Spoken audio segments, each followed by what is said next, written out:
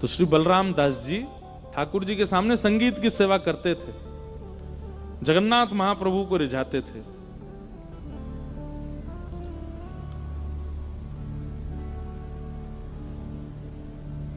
महाप्रभु जी बैठ करके इतना आनंद से श्रवण करते थे श्री बलराम दास जी को, इतने प्रसन्न रहते थे बलराम दास जी से।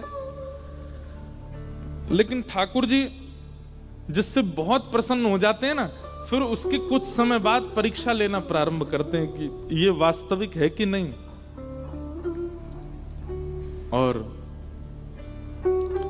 बलराम दास जी की एक परीक्षा हुई। क्या?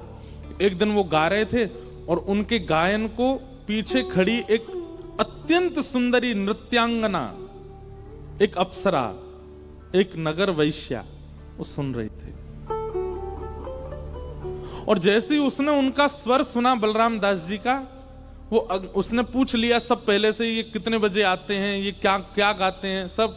अगले दिन वो श्रृंगार करके अपनी पोशाक पहन करके पूरी आई और बलराम दास जी गा रहे थे और वो नृत्य करने लगी। उसके नूपुरों की जब आवाज बलराम दास जी के कानों में पड़ी, बोले कौन इतने ताल में नृत्य कर रहा है। पीछे मुड़ करके जैसे ही उसका रूप देखा, बलराम दास जी तो इतने प्रसन्न हो गए। आज तक तो श्री जगन्नाथ जी को देख के ही गाया था, पर आज उसको देखने लगे। आहा, क्या सुंदर नृत्य कर रही है। एक दिन, 2 दिन, 5 दिन, 6 दिन उसके मन में, बलराम दास जी के मन में आने लगा, हे नाथ, हे जगन्नाथ भगवान, बहुत बढ़िया जोड़ी बनाई है, मैं गायक, ये नृत्य करती है, दोनों का हो जाए, आनंद हो जाए। रोज गाते। लेकिन बलराम दास जी की गायकी में अब एक विघ्न आ गया कि पहले वो महाप्रभु जी को रिझाने के लिए गाते थे, पर अब वो किस लिए गाते हैं, ये रीझे। वो नाचती नाचती वाह वाह कर जाए उसके लिए गाने लग गए। और स्थान कौन सा चुना? जगन्नाथ भगवान का मंदिर। महाप्रभु जी बोले, भैया अब इसके स्वर में हमको बिल्कुल स्वाद नहीं आता। भाई तुम्हारा संबंध है, तुम किसी के संग भी रहो, पर अब तुम गायन ही उसी के लिए करते हो, तो हमारे सामने बैठने का नाटक क्यों करते हो?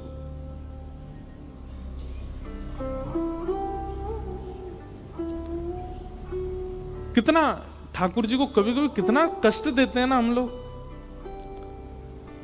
आप किसी के घर गए और उस व्यक्ति ने, आप मेहमान हैं, आपके लिए नहीं बनाया है, अपने बेटे के लिए, अपनी बेटी के लिए भोजन बनाया, उसमें से कुछ अंश आपको दिया, तो कहीं कहीं अपराध, अपमान बोध होता है कि नहीं अपने को?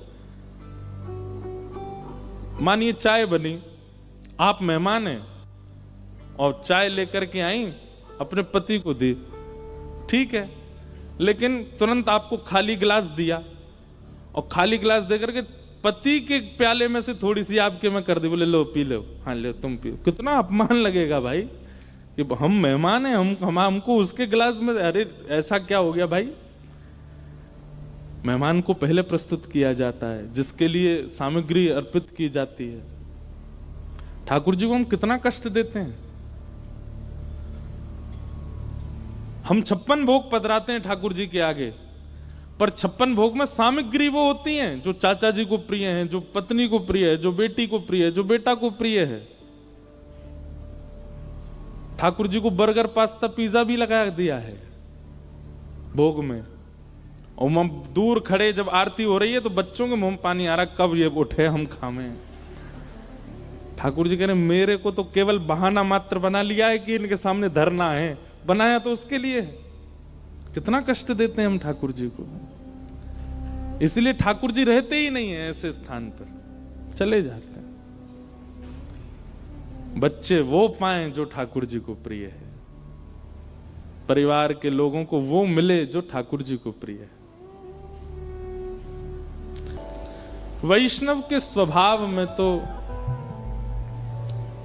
अपनी प्रसन्नता या अपनों की प्रसन्नता से जीवनचर्या नहीं होती। उसके स्वरूप स्वभाव में तो जिन भेषा मारो सांवरो रीछ है। तो एक माता जी बेचारी अब भी नाच रही हैं, दिखाओ, देखो उनको पीछे, ये देखो, ये ठाकुर जी के लिए नाच रहे। इनके सिर पे क्या रखा, दिखाना भाई ने जूम करके। गोपाल जी बैठे हैं क्या? ये देखो, वाह, अरे वाह। ये देखो, ऐसा लग रहा हो सांची में यशोदा मैया के सिर पे ही बैठे हैं लाल जी, नाच रहे हैं। मैया बैठ जाओ, अब बैठ जाओ। अरे वाह। जय। कितना ये कच्छ में देखने को मिलता है, ऐसा सरल स्वभाव। और वो ठाकुर जी भी उनके नहीं है, किसी और के हैं, वो अभी अभी दिए हैं, उनको लेके नाच रही हैं सिर पे। अभी मैं थोड़ी देर पहले कह रहा था हम बहुत कष्ट देते हैं ठाकुर जी को, पर ऐसे लोग सुख भी बहुत देते हैं ठाकुर जी को। मुझे ऐसे ही लगा, जो प्रत्यक्ष लाल जी बैठे हैं सिर पे, और जैसे यहाँ तो सब वाद्य बंद हो गए, ठाकुर जी दोनों तरफ कंधा पे पाम लटका के और मैया के सिर पे ही तबला बजा रहे हैं, मैया वहीं पे नाच रही है, झूम रही है। जय हो बोलो द्वारिकाधीश की जय। मीराबाई का ये पद सामान्य नहीं है बंधु। जिन भेषा मारो, ये भक्ति की एक स्थिति बताती हैं वो, कि भक्त अपनी दिनचर्या, जीवनचर्या अपने सुख और अपनों के सुख के लिए नहीं करता। जब भक्ति भाव चित्त में आ जाता है, वैष्णवता चित्त में आ जाती है, फिर तो वो ठाकुर जी को रिझाने पे ही उसका जीवन निर्भर होता है। जैसे संसार का प्रेम लोग प्रकट करते हैं कि तुम जैसे चाहो वैसे मैं रहूं, वैसी स्थिति ठाकुर जी के लिए हो जाए। सूरदास जी कहते हैं, जैसे राखो तैसे रहूं, जैसे राखो तैसे रहूं, जानत हो सुख दुख सब जन के, जानत हो सुख दुख सब जन के, मुख सो कछु न कहो, मुख से कछु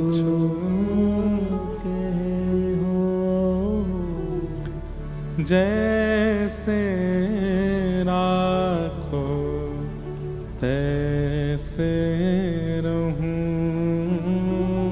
जैसे राखो तैसे रहूं। ये वैष्णव का स्वरूप होता है, जहां स्वेच्छा प्रकट होती है। और एक बात आपको बोल दें हम, भक्ति मार्ग में आने से पहले स्वेच्छा में आप हो तो कोई अपराध नहीं है, लेकिन आप ठाकुर जी की प्रेम लक्षणा भक्ति में आ गए, उसके बाद अगर आपकी स्वेच्छाएं बहुत प्रकट होती हैं तो वो अपराध है। ठीक है, समय लगता है, धीमे धीमे आप पूर्ण रूपेण स्वेच्छाओं से निवृत्त नहीं हो पाओगे, धीमे धीमे थोड़ी थोड़ी स्वेच्छाएं तो रहेंगी, पर बहुत हद तक स्वेच्छाएं नहीं रहें, वो एक वैष्णव का स्वरूप होता है। अपनी इच्छाओं से फिर वो नहीं चलता है, या अपनी बहुत इच्छाओं की पूर्ति में उसका ज्यादा प्रयास नहीं रहता। यहां पर श्री बलराम दास जी को सेवा मिली है ठाकुर जी के सामने, सेवा गायन करने की, और इतने वर्ष बीत गए ठाकुर जी के आगे आगे गाते गाते, फिर भी उनकी स्वेच्छा प्रकट हो गई कि अब वो ठाकुर जी की जगह उस वैश्या को रिझाने के लिए गाते हैं, और वो भी ठाकुर जी के सामने, वो भी लाइट जला के। ठाकुर जी के सामने ही कर रहे हो, तो दंड भी फिर वैसा ही मिलेगा। ठाकुर जी के सामने जब आप कुछ अनीत कृत्य करते हो, उनके संरक्षण में रह करके कुछ करते हैं ना, तो फिर ठाकुर जी करने देते हैं, और जितना हो सके व्यवस्थित होने देते हैं, अंत में पकड़ते हैं। फिर तो बलराम दास जी जैसा जैसा चाह रहे थे वैसा वैसा सब हो रहा था। रोज गाना चाहते, वो रोज आ जाती। गाने के बाद उनका मन होता इससे बैठ के थोड़ी बात करूं, तो वो बाहर प्रतीक्षा करती हुई मिलती, उससे बैठ के बात करते, कभी भोजन करते, कभी संग घूमने जाते। नाम था, वो वैश्या थी, नगर वैश्या थी। अब तो बलराम दास जी का ये रूप हो गया कि अब वो आती थी तभी स्वयं आते थे, वो जाती थी तो खुद का भी मन जगन्नाथ जी के सामने लगता नहीं था। जैसे ही वो गई तो फिर उनको रोता था, अपने सब पत्र पुष्प सब इकट्ठे करते और ये भी चलते बनते।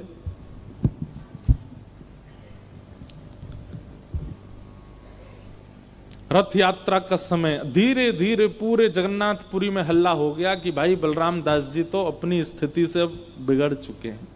वो तो वैश्या के संग घूमते हैं, उसी के संग नाचते हैं, उसी के संग पूरी रात रहते हैं। मंदिर के सब पुजारियों ने निर्णय लिया कि भाई इस पर हमको कुछ करना चाहिए। एक तो बलराम दास जी वैश्या संग करते हैं, ऊपर से मंदिर में आके ठाकुर जी के सामने सेवा करते हैं। तो सब ने मिलकर के निर्णय किया कि इस बार की रथ यात्रा में इनको सेवा नहीं करने देंगे हम। महाप्रभु जी रथ पर विराजमान होते हैं तो सबसे पहले बलराम दास जी का पद गाया जाता है, बलराम दास जी का गायन होता, उसके बाद रथ खिंचता है। इतना बड़ा सौभाग्य था बलराम दास जी का कि रथ में विराजमान ठाकुर जी की पहली सेवा बलराम दास करेंगे, फिर रथ चलेगा। लेकिन आज पुजारियों ने कहा इनको सेवा हम नहीं करने देंगे।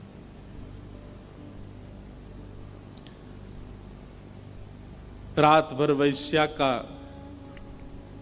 आस्वादन, उसके रूप का, स्वरूप का, उसी के संग रहते।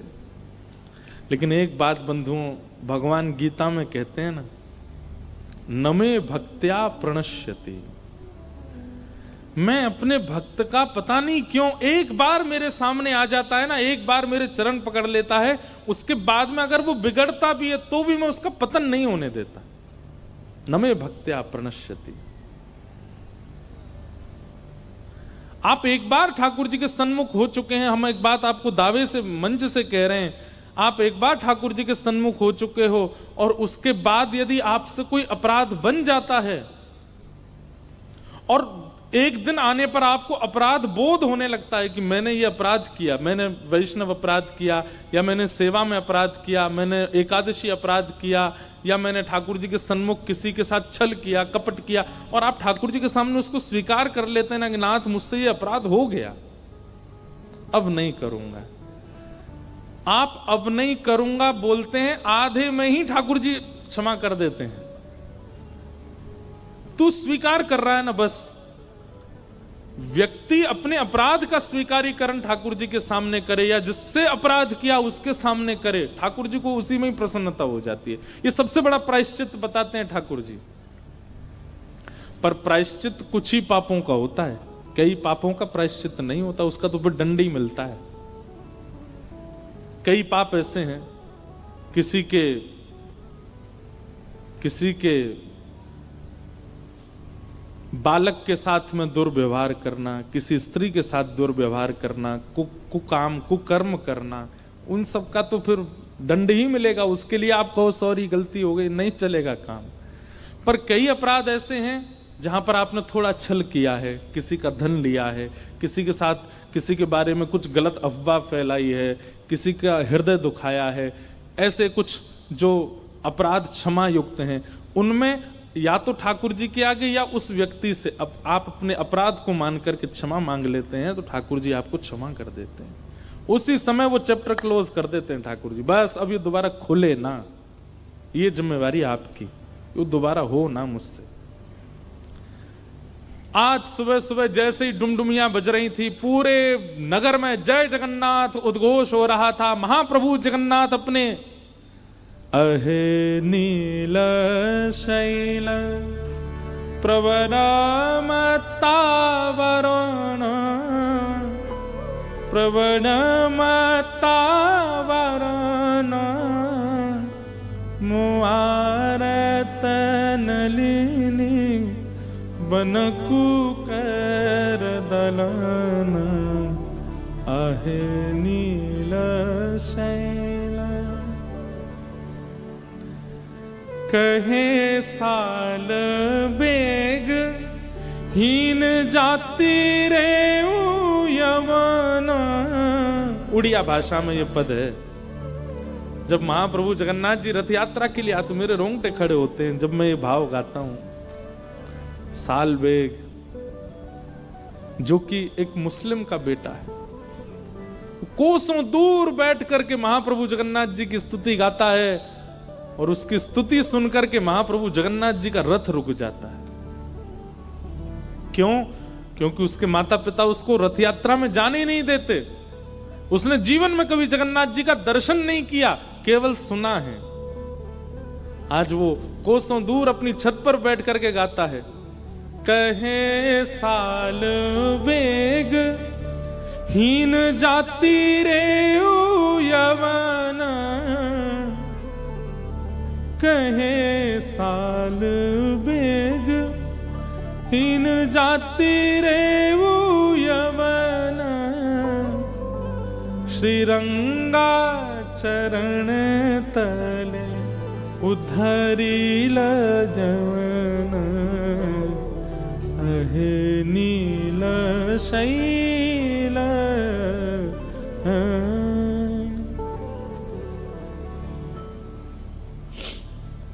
महाप्रभु जगन्नाथ जी का रथ रुक गया है। पुजारी पंडा सब हाथ जोड़ के कहते हैं, नाथ लाखों लोग आपके रथ को खींच रहे हैं, क्यों नहीं बढ़ रहे हैं आप आगे? महाप्रभु तभी वहां दैतापति जो राजा होते हैं जगन्नाथपुरी के, उनको स्वप्न देते हैं कि मेरा एक भक्त मुझे पुकार रहा है, उसकी वाणी मुझको आगे बढ़ने नहीं दे रही है। जब तक वो रथ यात्रा में नहीं आएगा मेरा रथ आगे नहीं बढ़ेगा।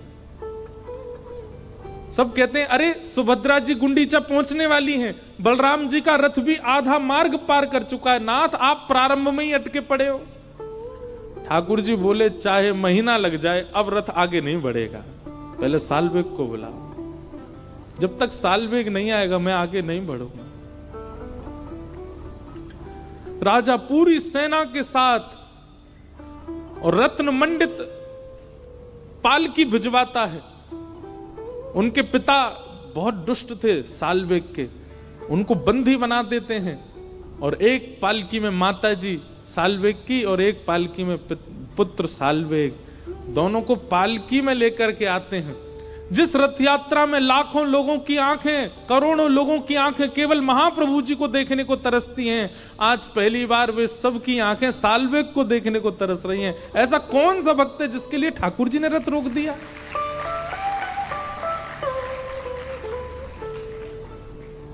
और सालवेग की स्थिति रो रहा है, मैंने ऐसा कौन सा पुण्य किया, मेरे लिए पालकी भेजी महाप्रभु जगन्नाथ ने।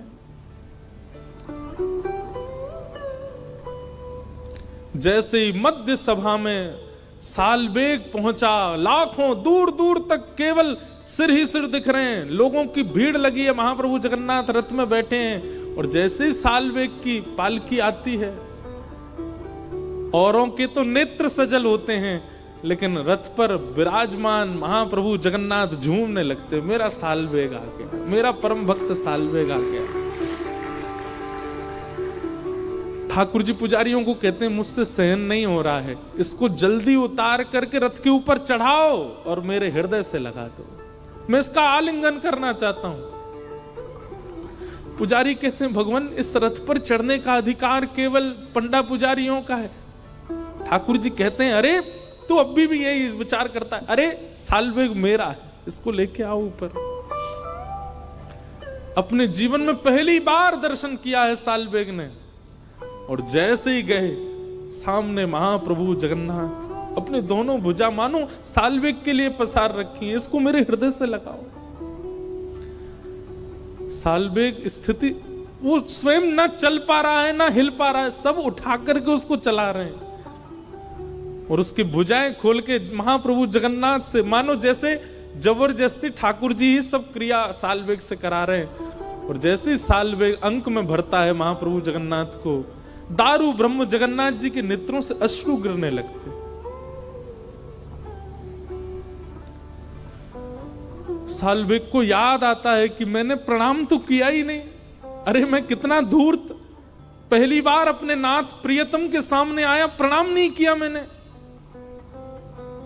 थोड़ा दूर हट करके जैसे ही महाप्रभु जगन्नाथ को देखते देखते प्रणाम करता है, वहीं साल्वेग अपने प्राण त्याग देता है, महाप्रभु के चरणों में त्याग देता है। नन्हा सा बालक साल्वेग। बंधुओं, लगभग 1000 वर्ष पुरानी घटना है। आज भी महाप्रभु जगन्नाथ जी का रथ साल्वेग की समाधि के आगे अपने आप रुक जाता है। आज भी रुकते हैं ठाकुर जी। और उस समय सब पुजारी बैठते हैं और महाप्रभु जगन्नाथ जी को घेर करके गाते हैं, अहे नील शैल प्रवरमतावरण प्रवरमतावरण मुआरत नलिनी पनकु कर दलन अहे नील शैल गजराज चिंता कल थाई घोर जलेन गजराज चिंता कल थाई घोर जलेन चक्र पेशी नक्र नासी उधरी लतरन अहे नील शैल। आज भी महाप्रभु जगन्नाथ जब ये पद गाया जाता है, कोई ध्यान पूर्वक जगन्नाथ जी को देखे तो ऐसा लगेगा महाप्रभु जी झूम रहे हैं और अपने साल्वेग को याद कर रहे हैं। ठाकुर जी कितना प्रेम करते हैं हमसे। हम अधिकार नहीं बना पाते, हम वो तो प्रतीक्षा कर रहे हैं कि तू आ तो सही मेरे सामने, पर हम माया में इतने रम चुके हैं, इतनी ज्यादा आसक्ति हमारी संसार के प्रति हो चुकी है कि हम उस अमृत को छोड़ देते हैं मीठे शरबत के सामने। ये संसार का शरबत हमको अच्छा लगता है, वो अमृत ऐसा प्रेम ठाकुर जी बरसाने को तैयार बैठे, वो हम कर ही नहीं पाते।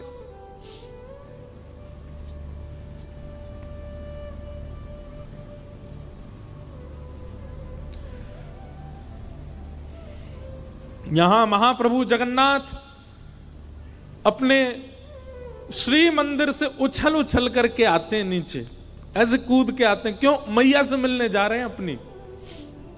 इंद्रद्युम्न राजा और उसकी पत्नी गुंडीचा, इन दोनों ने भगवान से प्रार्थना की थी, हे नाथ हमारी मनवांछित इच्छा पूरी करो। भगवान बोले अपने मन में सोच लो तुम्हें क्या चाहिए। तो इंद्रद्युम्न राजा तो मांगता है कि मुझे संतान ना हो। क्यों? मैं जितनी आपकी सेवा करता हूं मुझे संशय है कि मेरे बालक आपकी सेवा करेंगे कि नहीं, इसलिए नाथ मेरा वंश ना बढ़े आगे।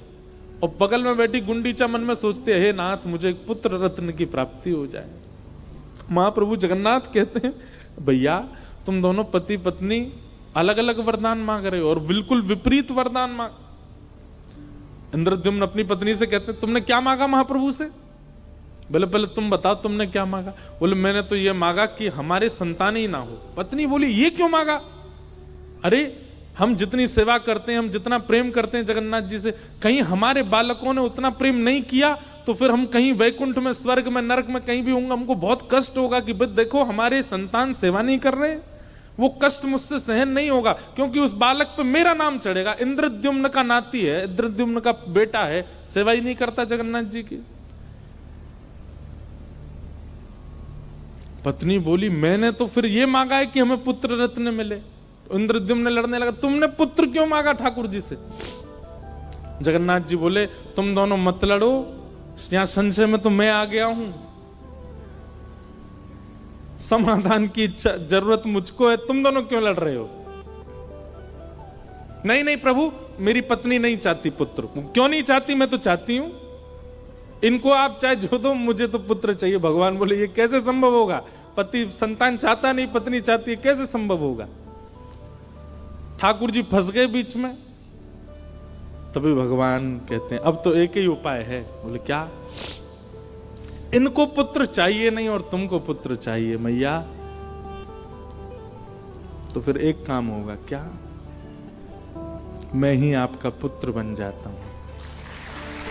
मैया, पूरा विश्व मुझे जगन्नाथ कहेगा, पूरा विश्व मेरे सामने दंडवत करेगा। विश्व कल्याण के लिए मैं साल भर तो यहीं मंदिर में ही रहूंगा, लेकिन अपने जन्म दिवस के 15 दिन बाद मैं रथ में बैठ करके आऊंगा मां आपके पास। पूरा विश्व मेरे चरणों में प्रणाम करेगा, पर मैं अपनी मां की गोद में खेलने जाऊंगा। और महाप्रभु जगन्नाथ अपने भैया और बहन के साथ रथ में गाजे बाजे के साथ नाचते कूदते हुए अपनी मैया से मिलने जाते हैं। ऐसा कहते हैं कि श्री मंदिर में जगन्नाथ जी का दर्शन जितना पुण्य देता है, उससे करोड़ गुना ज्यादा पुण्य श्री जगन्नाथ जी जब गुंडीचा में विराजते हैं, वहां उनका दर्शन करने का पुण्य, उसका पुण्य का एक अंश ऐसा है कि फिर दोबारा जन्म नहीं लेना पड़ता। ऐसा वो ठाकुर जी की जन्म वेदी है। महाप्रभु जगन्नाथ जी का रूप वहीं निर्मित हुआ है, गुंडीचा में। चरित्र तो बलराम दास जी का चल रहा था, पता नहीं हम कहां कहां घूम आए। महाप्रभु जगन्नाथ जी आज जैसे ही रथ पर बैठे, हल्ला होने लगा, अरे बलराम दास को बुलाइए, उसके पद के बाद ही रथ यात्रा होती है। पुजारियों ने कहा, नहीं, आज बलराम दास पद सेवा नहीं करेगा और आज के बाद कभी नहीं करेगा। सुबह सुबह जय घोष और डुमडुमियां बज रही थीं। यहां बलराम दास जी का मन हुआ, अरे आज तो रथ यात्रा का दिन है, आज तो महाप्रभु जगन्नाथ रथ में विराजेंगे, मेरी पद सेवा होती है, उसके बाद ही रथ चलता है, और मैं यहां काम आतुर होकर के विषय भोगों में पड़ा हूं। मैं यहां एक स्त्री के चक्कर में पूरी रात पूरा दिन यहीं बैठा रहता हूं, काम में लोलुप्त होकर के ठाकुर जी की सेवा छोड़ रहा हूं।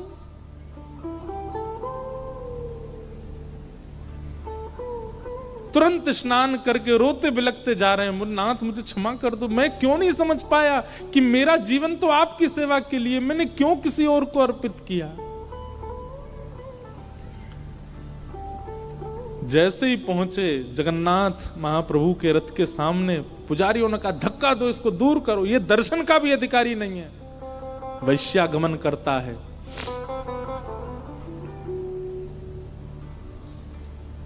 बलराम दास जी को एक झांकी भी नहीं देखने दी महाप्रभु जी की, दूर कर दिया। मुझे देखने तो दो, मैं सेवा नहीं करूंगा, दर्शन तो करने दो मेरे महाप्रभु का। बोले, तू उसका भी अधिकारी नहीं है, जा उसी के दर्शन कर जिसके पास रहता है।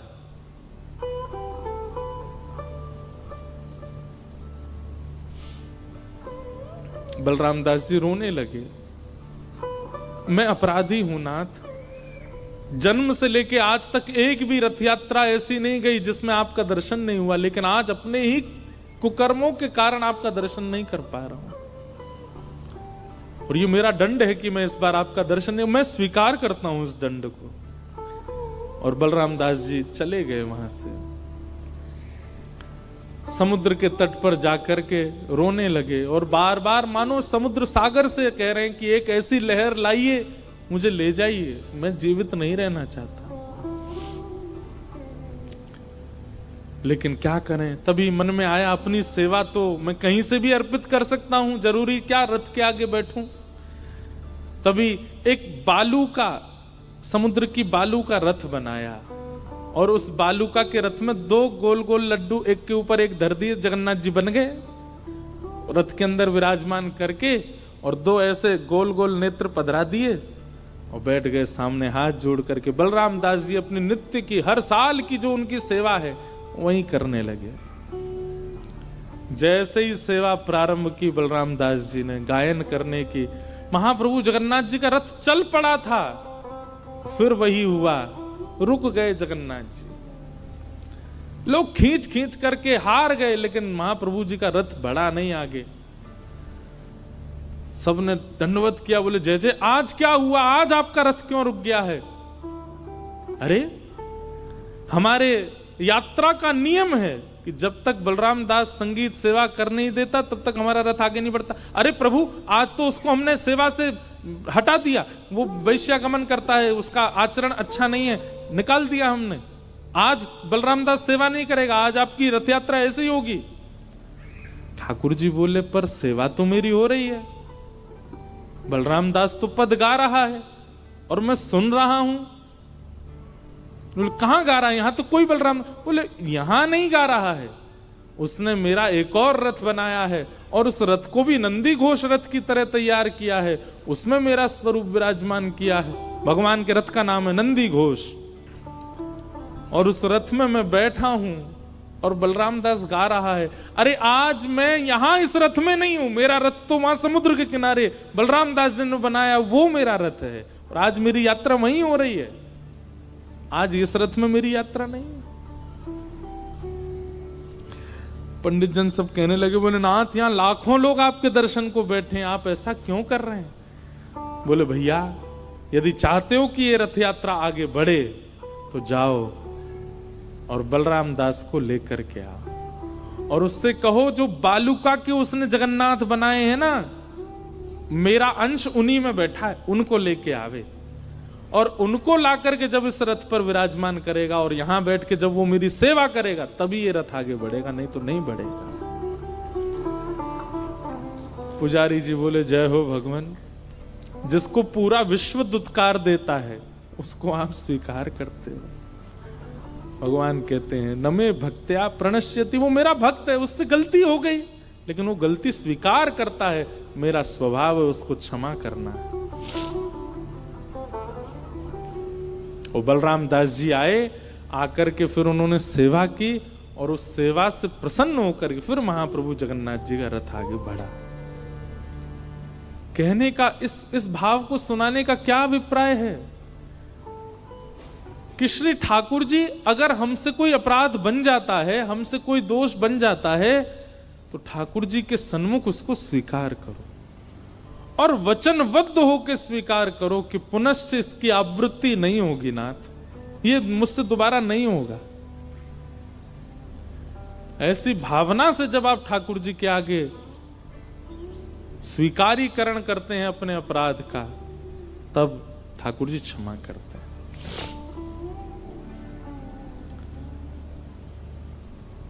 ऐसे श्री ठाकुर जी हैं, ऐसे श्री हमारे लाल जी।